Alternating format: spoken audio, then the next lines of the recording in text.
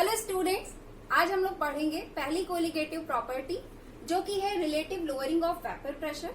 तो सबसे पहले ये समझ लेते हैं कि relative lowering of vapour pressure क्या होता है। देखिए, जब मैंने आपको राउल्स लॉ पढ़ाया था तो वहां पर मैंने आपको ये बताया था कि जब हम लोग किसी वोलेटाइल सॉल्वेंट में नॉन वोलेटाइल सॉल्यूट को मिक्स करके सॉल्यूशन का फॉर्मेशन करते हैं तो हम लोग ये पाते हैं कि सॉल्यूशन का फॉर्मेशन कर लेने के पश्चात सॉल्वेंट का जो वेपर प्रेशर होता है वो घट जाता है। कहने का मतलब ये है कि मान लीजिए आपने क्या किया कि एक प्योर वोलेटाइल सॉल्वेंट लिया, उस प्योर वोलेटाइल सॉल्वेंट को आपने एक कंटेनर में क्लोज कर दिया और फिर उसके वेपर प्रेशर को चेक किया। ठीक है, फिर मान लीजिए आपने उसके वेपर प्रेशर को रिप्रेजेंट कर दिया PA0 से। फिर आपने क्या किया कि आप उसी प्योर वोलेटाइल सॉल्वेंट को ले गए और उस वोलेटाइल सॉल्वेंट में आपने क्या किया कि नॉन वोलेटाइल सॉल्यूट को मिक्स कर दिया। मिक्स करने के बाद आपने सॉल्यूशन का फॉर्मेशन कर लिया। अब आपने क्या किया कि उसी सॉल्यूशन का जो आपने अभी फॉर्म किया, अब सॉल्यूशन का वेपर प्रेशर चेक किया और मान लीजिए आपने उसे रिप्रेजेंट कर दिया PA से। जो भी वेपर प्रेशर आया उसे आपने उसे रिप्रेजेंट कर दिया PA से। फिर आपने क्या किया कि दोनों ही वेपर प्रेशर को आपस में कंपेयर किया तो आपने ये पाया कि PA की जो वैल्यू है वो आपका PA0 से कम है। ओके, कहने का मतलब ये है कि जब सॉल्यूशन का फॉर्मेशन हो जाता है, यानी कि एक वोलेटाइल सॉल्वेंट में हम लोग जब नॉन वोलेटाइल सॉल्यूट मिला देते हैं तो हम ये देखते हैं कि वेपर प्रेशर जो होता है वो घट जाता है। तो वेपर सॉल्यूशन का फॉर्मेशन कर लेने पर सॉल्वेंट के वेपर प्रेशर में आई हुई इसी कमी को हम लोग बोलते हैं लोअरिंग ऑफ वेपर प्रेशर। अब देखिए, ये कमी क्यों आती है ये मैं आपको पूरा बता चुकी हूँ राउल्स लॉ में, तो इसलिए अब हम लोग उसके आगे की बात करेंगे। तो अभी तो हम लोग ये समझ गए कि लोअरिंग ऑफ वेपर प्रेशर क्या है, लेकिन हमें आगे क्या समझना है, relative lowering of vapour pressure. तो relative lowering of vapour pressure को समझने के लिए हम लोग किसका यूज करेंगे, राउल्स लॉ का। अब देखिए कि राउल्स लॉ हमें पता है। राउल्स लॉ क्या होता है? राउल्स लॉ के अकॉर्डिंग किसी सॉल्यूशन में मौजूद जो वोलेटाइल कंपोनेंट्स होते हैं उन वोलेटाइल कंपोनेंट्स का पार्शियल वेपर प्रेशर उनके मोल फ्रैक्शन के डायरेक्टली प्रोपोर्शनल होता है। ये हमें पता है राउल्स लॉ के अकॉर्डिंग, है ना। तो अगर हम लोग इस सॉल्यूशन की बात करें तो इसमें से वोलेटाइल कंपोनेंट कौन सा है? सॉल्वेंट है ना। सॉल्यूट तो नॉन वोलेटाइल है, लेकिन यहाँ पे वोलेटाइल कंपोनेंट कौन है? सॉल्वेंट है। तो इसका मतलब राउल्स लॉ के अकॉर्डिंग सॉल्यूशन में जो सॉल्वेंट है उसका मोल फ्रैक्शन, उसका पार्शियल वेपर प्रेशर उसके मोल फ्रैक्शन के डायरेक्टली प्रोपोर्शनल हो जाएगा, है ना। तो यहाँ पे इसलिए मैंने मेंशन कर दिया कि PA is directly proportional to chi A। PA क्या है? जस्ट मैंने आपको अभी ये बताया। यहाँ PA यहाँ पे जो है ये आपका है partial vapour pressure of solvent in solution. Okay, ये क्या है? ये सॉल्वेंट का पार्शियल वेपर प्रेशर है। कब? जब आपने सॉल्यूशन का फॉर्मेशन कर लिया। ओके, और काई A यहाँ पे क्या है? काई A है आपका mole fraction of the solvent. अब देखिए, इतना हो गया। अब हम लोग क्या करेंगे कि यहाँ से प्रोपोर्शनैलिटी का साइन हटाएंगे, इक्वल लाएंगे, तो क्या होगा? एक कांस्टेंट आ जाएगा, है ना। तो यहाँ पे कांस्टेंट क्या आ जाता है? PA0। PA0 क्या है? PA0 आपका है vapour pressure of pure volatile solvent. Okay, जो कि हर सॉल्वेंट के लिए कांस्टेंट होता है। हर सॉल्वेंट का अपना अलग अलग कांस्टेंट क्या होता है? अपना वेपर प्रेशर अलग अलग होता है। जैसा कि मैंने आपको बताया था कि एथिल अल्कोहल का अपना, अगर एथिल अल्कोहल प्योर फॉर्म में है तो उसका अपना वेपर प्रेशर है। वाटर का प्योर फॉर्म में अपना अलग वेपर प्रेशर है। हर वोलेटाइल लिक्विड्स का अपना अपना वेपर प्रेशर जो होता है अलग अलग होता है। प्योर फॉर्म में कांस्टेंट होता है, सबका अपना अपना। ठीक है, तो यहाँ पे ये क्या है? PA0 जो है वेपर प्रेशर है सॉल्वेंट का उसके प्योर स्टेट में। अब देखिए, हम लोग पहले भी मोल फ्रैक्शन में ये पढ़ चुके हैं कि क्या होता है कि mole fraction of solvent plus mole fraction of solute कितने के इक्वल होता है? 1 के इक्वल होता है।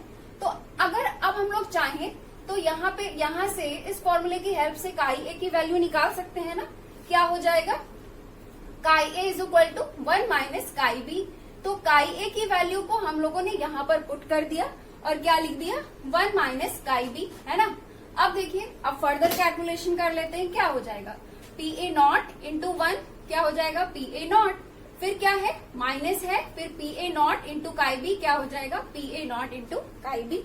अब हम लोग क्या करेंगे, अब देखिए हम लोग क्या कर रहे हैं कि PA0 इंटू काई बी को इधर ला रहे हैं और PA को इधर ला रहे हैं। तो अब यहाँ पर इस चीज को देखिए, यहाँ पे देखिए ये PA0 क्या है, PA0 सॉल्वेंट का क्या है वेपर प्रेशर है प्योर स्टेट में, और PA क्या है सॉल्वेंट का वेपर प्रेशर है सॉल्यूशन में, है ना। तो इसका मतलब ये है कि सॉल्वेंट का जो वेपर प्रेशर प्योर स्टेट में है वो, और सॉल्वेंट का जो वेपर प्रेशर है सॉल्यूशन में, इन दोनों के बीच का जो अंतर होता है यही क्या कहलाता है, यही क्या कहलाता है लोअरिंग ऑफ वेपर प्रेशर, है ना, जो कि अभी हम लोगों ने यहाँ पे समझा। अब आगे देखिए, अब हम लोग चाहें तो सारे वेपर प्रेशर टर्म को एक साइड पर ला सकते हैं, तो हमने क्या किया कि अपॉन PA0 कर दिया। अब देखिए यहाँ पर ये है आपका लोअरिंग ऑफ वेपर प्रेशर, और ये क्या है आपका प्योर सॉल्वेंट का वेपर प्रेशर।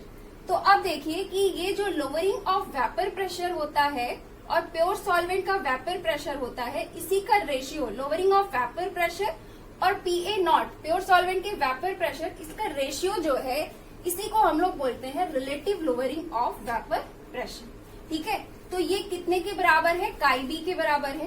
काई बी यहाँ पे क्या है, काई बी यहाँ पे सॉल्यूट का मोल फ्रैक्शन है, ये सॉल्यूट का मोल फ्रैक्शन है। अब देखिए हम लोग यहाँ पे क्या पा रहे हैं, हम लोग ये पा रहे हैं कि relative lowering of vapour pressure जो है वो सॉल्यूट के मोल फ्रैक्शन के बराबर है।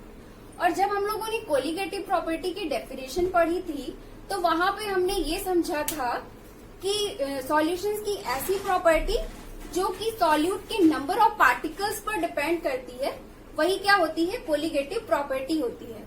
और यहाँ पर हम लोग देख रहे हैं कि relative lowering of vapour pressure कितने के हमें बराबर मिल रहा है, सॉल्यूट के मोल फ्रैक्शन के बराबर मिल रहा है। यानी कि सॉल्यूशन में सॉल्यूट का मोल फ्रैक्शन जितना ज्यादा होगा, सॉल्यूशन में सॉल्यूट के नंबर ऑफ पार्टिकल्स भी उतने ही ज्यादा होंगे, यानी कि फिर उस कंडीशन में क्या होगा, सॉल्यूशन की relative lowering of vapour pressure भी उतनी ज्यादा होगी, यानी कि जो सॉल्यूशन है उसकी कोलिगेटिव प्रॉपर्टी भी उतनी ही हाई होगी, है ना। तो इस पूरे डेरिवेशन में हम लोगों ने सबसे पहले ये जाना कि relative lowering of vapour pressure क्या होता है, पहले हम लोग ये समझ गए। फिर उसके बाद हम लोगों ने ये भी देख लिया कि एक्चुअल में यस ये ट्रू है कि एक्चुअल में जो कोलिगेटिव प्रॉपर्टी होती है वो किस पर डिपेंड करती है, पूरी तरह से सॉल्यूट के नंबर ऑफ पार्टिकल्स पर डिपेंड करती है, जो कि हम लोग इस फॉर्मूले से भी सिद्ध कर सकते हैं, बता सकते हैं। हम लोग यहाँ पे बता सकते हैं कि देखिए relative lowering of vapour pressure जो कि एक कोलिगेटिव प्रॉपर्टी है, पूरी तरह से किसके इक्वल है, पूरी तरह से सॉल्यूट के मोल फ्रैक्शन के इक्वल है ना। तो अब आगे की बात करते हैं। अब हम लोग सॉल्यूट के मॉलिक्यूलर मास के कैलकुलेशन के लिए फॉर्मूला डेराइव करेंगे। कैसे करेंगे, देखिए जैसे कि हमें पता है कि relative lowering of vapour pressure किसके इक्वल होता है, सॉल्यूट के मोल फ्रैक्शन के इक्वल होता है ना। अब अगर हम लोग सॉल्यूट के मोल फ्रैक्शन के फॉर्मूले की बात करें तो क्या हो जाएगा, हमें पता है कि सॉल्यूट का मोल फ्रैक्शन कितने के बराबर होता है, सॉल्यूट के number of moles upon complete solution के नंबर ऑफ मोल्स, है ना। कंप्लीट सॉल्यूशन के नंबर ऑफ मोल्स का मतलब कि सॉल्वेंट के number of moles plus solute के नंबर ऑफ मोल्स, है ना। अब अगर हम लोग क्या करें, अब हम लोग क्या करते हैं कि काई-बी के फॉर्मूले को यहाँ पर पुट कर देते हैं, है ना। तो काई-बी की जगह पे हमें क्या मिल जाएगा, NB upon NA plus NB, है ना। अब देखिए, अब हम यहाँ पे ये मान के चल रहे हैं कि ये जो सॉल्यूशन है हमारा, जैसा कि हमें पता है कि देखिए सॉल्यूशन के क्या होते हैं, दो कंपोनेंट होते हैं, एक होता है हमारा सॉल्वेंट और दूसरा हमारा क्या होता है सॉल्यूट। सॉल्वेंट वो होता है जो ज्यादा मात्रा में होता है और सॉल्यूट वो होता है जो कि कम मात्रा में होता है। तो अब हम लोग यहाँ पे ये मान के चल रहे हैं कि जो हमारा सॉल्यूशन है वो बहुत ही ज्यादा डाइल्यूट है, सॉल्यूशन बहुत ही डाइल्यूट है, इसमें सॉल्यूट की जो मात्रा है वो बहुत ही कम है। तो इसलिए यहाँ से हम लोग सॉल्यूट के नंबर ऑफ मोल्स को नेग्लेक्ट कर दे रहे हैं। तो अब फॉर्मूला क्या हो जाएगा, अब यहाँ पे फॉर्मूला हो जाएगा कि relative lowering of pressure is equal to क्या हो जाएगा, NB अपॉन NA। यहाँ से हमने क्या किया कि सॉल्यूट के नंबर ऑफ मोल्स को नेग्लेक्ट कर दिया, एनबी को हटा दिया। ठीक है, अब देखिए, अब हम लोग क्या करते हैं कि नंबर ऑफ मोल्स, अगर हम लोग मोल्स के नंबर ऑफ मोल्स के फॉर्मूले की बात करें तो क्या हो जाएगा, सॉल्यूट का number of moles is equal to क्या हो जाएगा, सॉल्यूट का मास अपॉन सॉल्यूट का मोलर मास, है ना। और सॉल्वेंट के अगर हम लोग नंबर ऑफ मोल्स की बात करें तो वो क्या हो जाएगा, सॉल्वेंट के number of moles is equal to हो जाएगा सॉल्वेंट का मास अपॉन सॉल्वेंट का मोलर मास, है ना। ये हमें पहले से पता है, ये सिंपल सी चीज है। अब देखिए, अब अगर हम लोग क्या करें कि यहाँ पे इसको इक्वेशन ए मान लें और इक्वेशन ए में एनबी और एनए के फॉर्मूले को पुट कर दें तो हमें क्या मिल जाएगा, हमें यहाँ पे मिल जाएगा कि relative lowering of vapour pressure is equal to हमें क्या मिल जाएगा, सॉल्यूट का मास इनटू सॉल्वेंट का मॉलिक्यूलर मास अपॉन सॉल्यूट का मॉलिक्यूलर मास इनटू सॉल्यूट का मास, है ना। अब देखिए, इस फॉर्मूले में अगर हमें relative lowering of vapour pressure पता हो, WB की वैल्यू पता हो, MA की वैल्यू पता हो, WA की वैल्यू पता हो, तो हम लोग यहाँ पे आसानी से सॉल्यूट के मोलर मास को कैलकुलेट कर सकते हैं, है ना।